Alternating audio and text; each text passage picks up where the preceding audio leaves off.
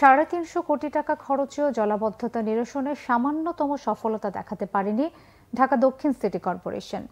কি মাত্রার বৃষ্টিতে সড়ক রূপ নেবে নদীতে, সেই অভিজ্ঞতাও নেই সংস্থাটির। তবুও গত 4 বছরে 109টি জায়গায় জলাবদ্ধতা নিরসনের নামে কোটি কোটি টাকা ব্যয় করেছেন গণঅভ্যুত্থানের তোড়ে পালিয়ে যাওয়া মেয়র তাপস। সুফল না আসার পেছনে রাজুক, ওয়াসা, পানি উন্নয়ন বোর্ড সহ নিজেদের দায়িত্বহীনতার কথাই স্বীকার করেছেন ঢাকা দক্ষিণ সিটির প্রধান নির্বাহী কর্মকর্তা। বিস্তারিত ফরুক বাবুর রিপোর্টে।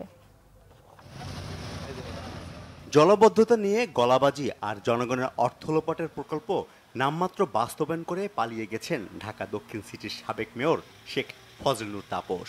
জলাবদ্ধতা কাটানোর নামে যিনি শুনিয়েছেন নানা গল্প।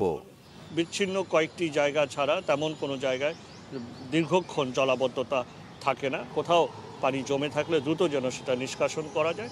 আমাদের লক্ষ্য 15 থেকে 30 মিনিটের মধ্যেই যাতে করে সেখান থেকে পানি নিষ্কাশন হয়। এভাবে আমরা ব্যাপক কর্মযজ্ঞ এবং কার্যক্রম চালিয়ে যাচ্ছি। জনদুর্ভোগ দূর না হলেও দলীয় লোকদের সাথে নিয়ে 350 কোটির প্রকল্পের নামে হরিলুট করেছেন শেখ তাপস।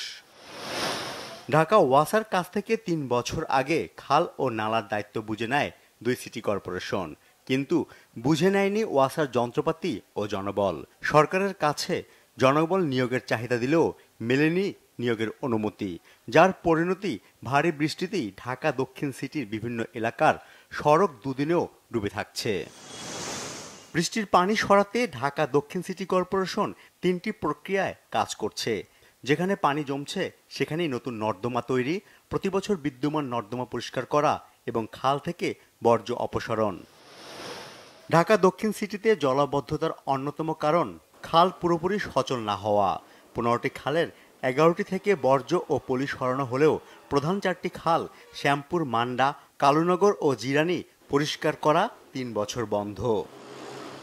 2022 সালে প্রধান 4 খাল পুনরুদ্ধার ও নান্দনিক পরিবেশ তৈরিতে প্রায় 900 কোটি টাকার প্রকল্প অনুমোদন হয়, কিন্তু অদৃশ্য কারণে 2 বছরেও পুরোদমে কাজ শুরু হয়নি।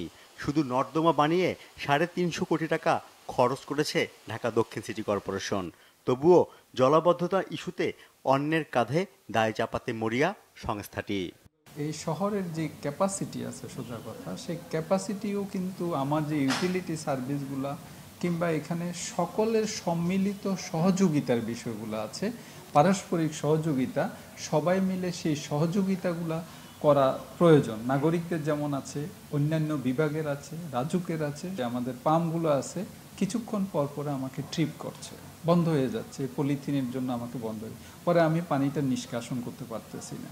যেখানে সেখানে আমরা ময়লা আবর্জনা ফেলছি। আবার অনেক ক্ষেত্রে হয়তো আমার লোকরা হয়তো বা ঠিকমতো পরিষ্কার পরিচ্ছন্নগুলো ঠিকমতো করছে না।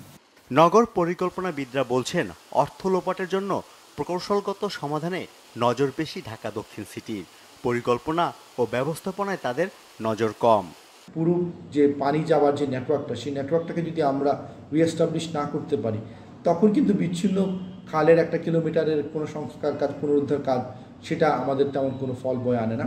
পরিকল্পনা এবং আমাদের যেই সার্বিক যে নগরের সুশাসন, সেই জিনিসগুলোর সাথে যদি আমরা পূর্ত কাজে সমন্বয় তৈরি করি, তখনই এই জলাবদ্ধতাটা কমতে পারে। বিচ্ছিন্ন প্রকল্প আগেও ফল দেয়নি যখন ওয়াসার কাছে খালের দায়িত্ব ছিল। এখনও কর্পোরেশন যদি বিচ্ছিন্ন কিছু প্রকল্প নিয়ে জলাবদ্ধতা দূর করবে সে ধরনের ধারণা করে, সেটাও আলটিমেটলি আমাদের জলাবদ্ধতা তেমন কোনো বড় সুফল বয়ে আনবে না।